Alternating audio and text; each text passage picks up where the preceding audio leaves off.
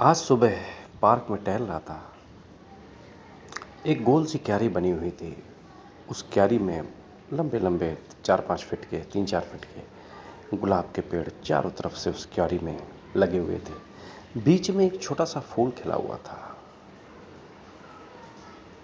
बहुत सुंदर फूल, गुलाब का, खुशबू आ रही थी।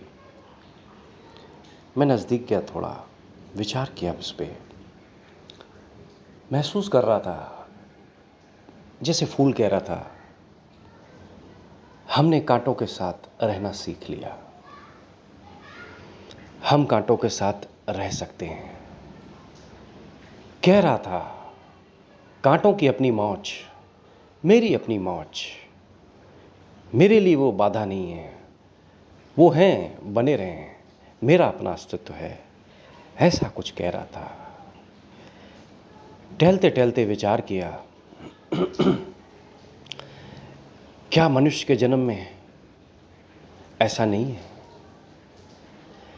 फूलों ने कांटों के साथ रहना सीख लिया। ऐसा नहीं कि फूल और कांटे हम एक साथ देखें। कांटों का अपना अस्तित्व है, फूल का अपना अस्तित्व है। जब हम साधारण जन से, साधारण अवस्था से देखते हैं तो वो दो हैं। दरअसल दो तो हैं नहीं, पर जब ही अभी हमको दिखते हैं वो दो दिखते हैं।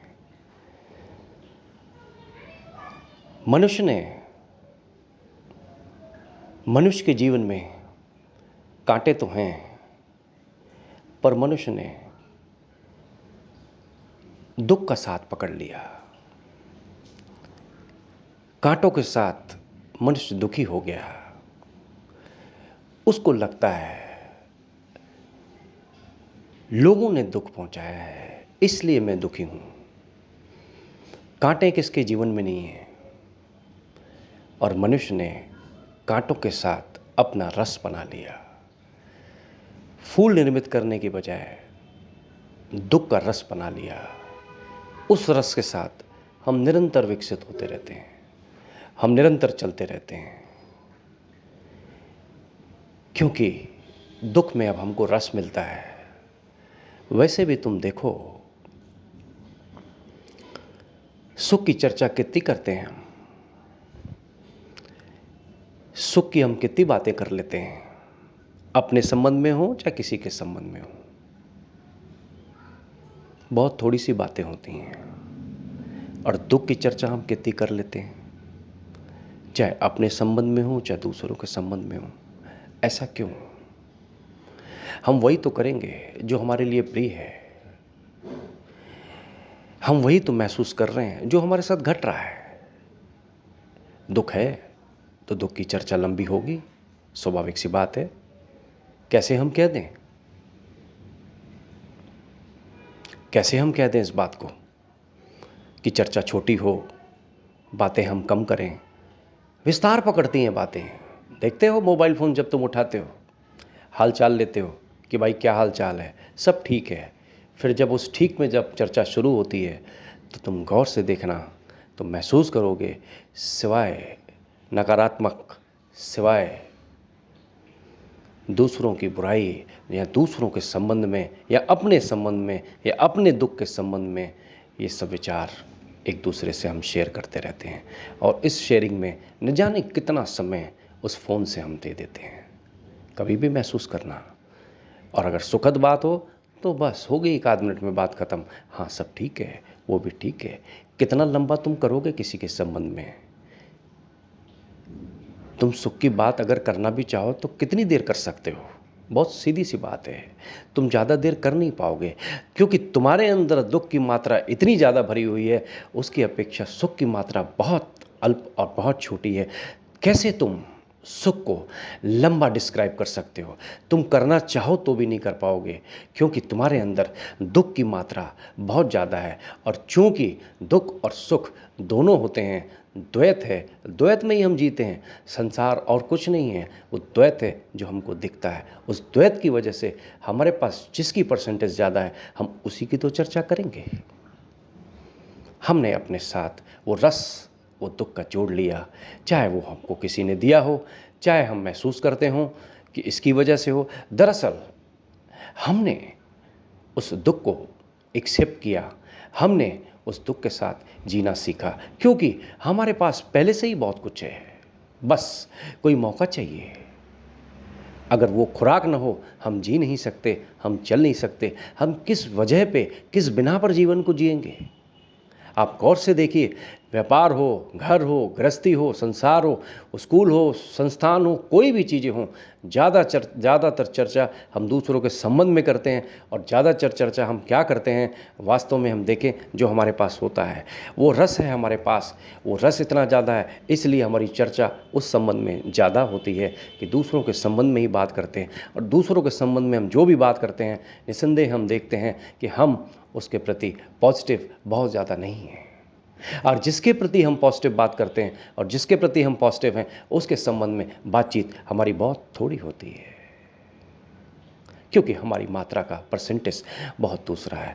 फिर मैंने उस फूल को देख के वही महसूस किया, कैसे फूल ये एहसास करा रहा है, कैसे वो इतरा रहा है, उसने उस कांटे के बीच में अपनी पोटेंशियल को प्रेजेंट किया हुआ है।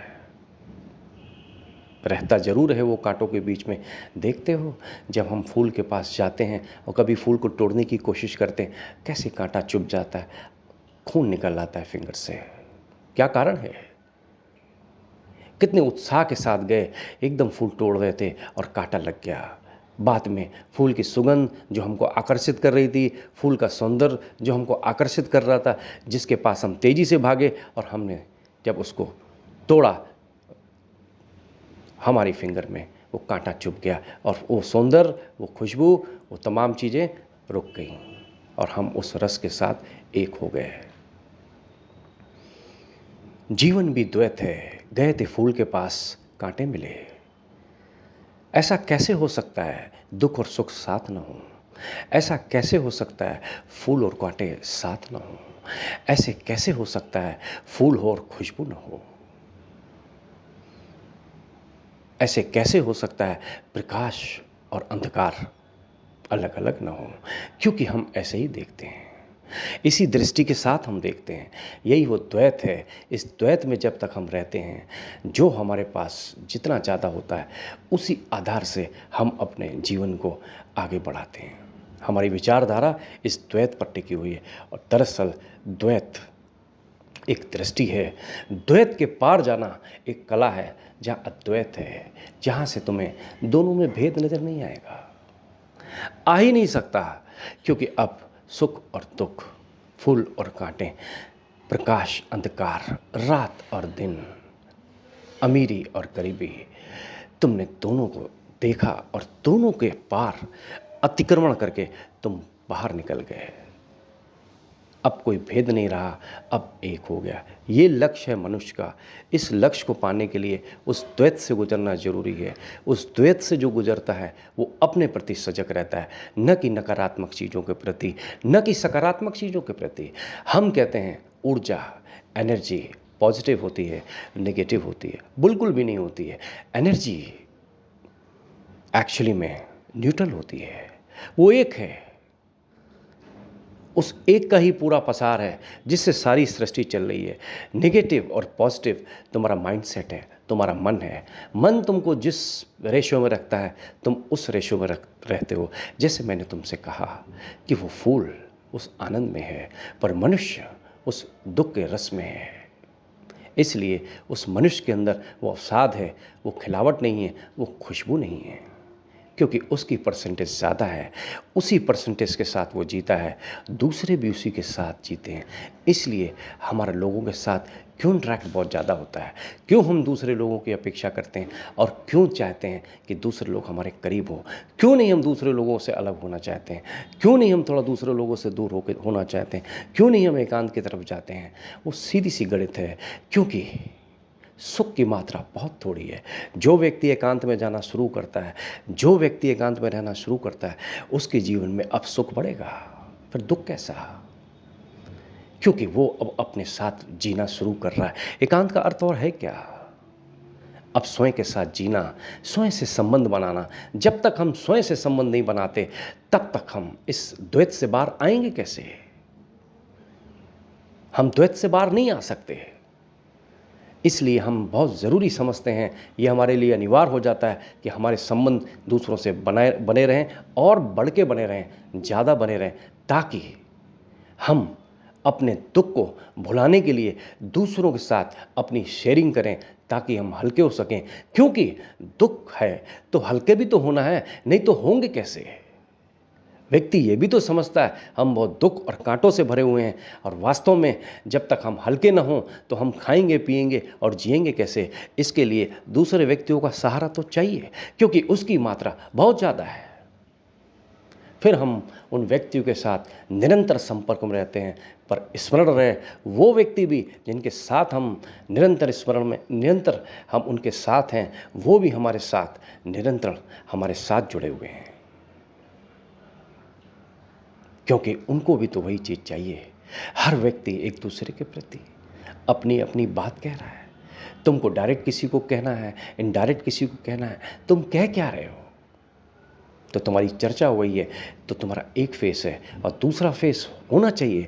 अगर दुख है, सुख की मात्रा भी उतनी बढ़नी चाहिए, पर होता नहीं है। आदमी के पलड़े अगर बराबर हो जाए तो वो बाहर ना हो जाए।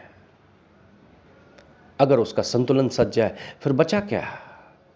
जो सही मात्रा में दुख को देख ले, उसी मात्रा में सुख का भी बोध कर ले, एहसास कर ले, वो बाहर नहीं हो जाएगा। क्योंकि पलड़ा नीचे ऊपर इतना ज़्यादा हो गया, असंतुलन इतना ज़्यादा हो गया है कि अब हमको वही लोग चाहिए उसी मात्रा में। तो तुम पाओगे एक तराजू में काफ़ी लोग लटके हुए हैं। तुम रखो जितने बड़े तुमको बाँट रखने हैं, तुम्हारा तराजू हमेशा उसी तरफ झुकेगा जिस तरफ लोग हैं, न कि उस तरफ जिस तरफ तुमने वो बाँट रखा है। क्योंकि बाँट सिर्फ एक है, वो सुख की धारा बहुत छोटी है तुम्हारी, पर वो लोगों का इतना तादाद, इतने लोग, इतनी भीड़, इतने ज़्यादा हैं, वो वापस बराबर से होता ही नहीं। इसलिए हम एक दूसरे को खोजते हैं और संसार में इस द्वैत भरी जिंदगी को जी के हम आगे विदा हो जाते हैं। क्या यही जीवन है वास्तव में? स्मरण रहे, दुख है तो सुख भी है, निगेटिविटी है तो पॉजिटिविटी भी है। देखने का नज़रिया है, ये तुमको सीखना पड़ेगा। ये जब तक तुम ध्यान नहीं करोगे, जब तक तुम चिंतन नहीं करोगे, जब तक तुम अपने प्रति सजग नहीं होगे, तब तक तुम इस द्वैत से बाहर नहीं हो पाओगे। और द्वैत से अगर बाहर नहीं हुए, ये कॉन्फ्लिक्ट तुम्हारी लाइफ के अंत तक तुम्हारे साथ रहेगा। और यकीन मानो, तुम किसी निष्कर्ष पे नहीं पहुंचते। तुम अंतिम सांस भी अपने अंतिम विचारों के साथ लेते हो। और विचार क्या है? ये किया और ये नहीं कर पाया, ऐसा मिला और ऐसा नहीं मिल पाया। इसी गणित में हमारा जीवन जैसे कि चला गया और मिला हाथ में कुछ नहीं। सब कुछ राख, सब कुछ मिट्टी हो गया। सब कुछ होते हुए भी सब कुछ चला गया। पीछे वो जो लोग देखेंगे तो वो भी महसूस करते हैं वास्तव में बहुत कुछ था, पर न उसका सुख ले सके, न उसका हम आनंद ले सके, क्योंकि हम द्वैत को संतुलित नहीं कर सकते। जब तक तुम अपनी थर्ड आई, जब तक तुम अपने भीतर से सचेत नहीं हो सकते, जब तक तुम अवेयर नहीं हो सकते, तब तक फूल और कांटे तुमको जुदा जुदा दिखेंगे। और याद रखो, जिन्होंने उस चीज़ को देख लिया वो द्वैत से बाहर हो गए। फिर उन्होंने क्या कहा? यही कहा, फूल और कांटे, फूल और खुशबू जुदा जुदा है ही नहीं, एक ही सिक्के के दो पहलू हैं।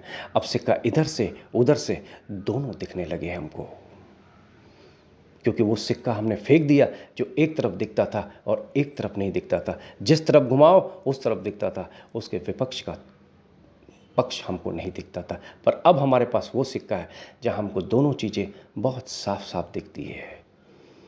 फिर तुम इन दोनों से बाहर हो जाओगे। इन दोनों का तुमने अतिक्रमण कर लिया। इस अतिक्रमण के बाद जो शेष रहता है वो न सुख है न दुख है, मात्र एक आनंद है जो तुम्हारे जीवन में धीरे धीरे तुमको प्रकाश से पूरा भर देता है और तुम पूरे रोशन हो जाते हो।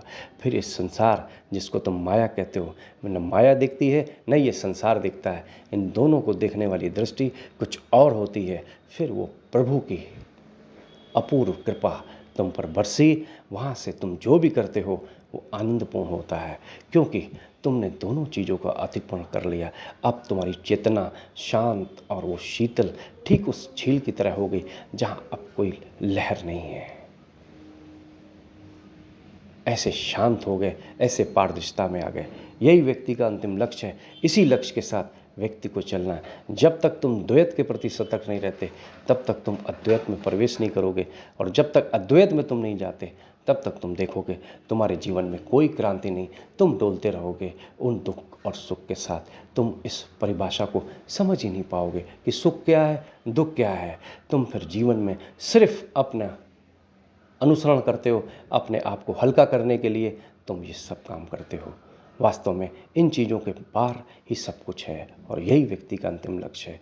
इस चीज़ पर गौर करो, ध्यान दो, तब तुम इन दोनों से बाहर हो जाओगे।